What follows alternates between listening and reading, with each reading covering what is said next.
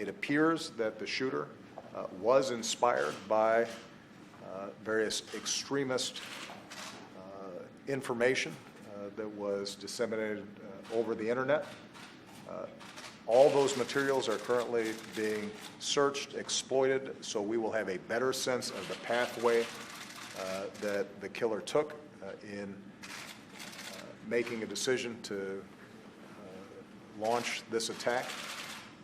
As Director Comey, I think, will indicate, at this stage we see no clear evidence that he was directed externally. It does appear that at the last minute he announced allegiance to ISIL, but there's no evidence so far that he was in fact directed by ISIL, and there also at this stage is no direct evidence that he was part of a larger plot. In that sense, it appears to be similar to what we saw in San Bernardino, but we don't yet know.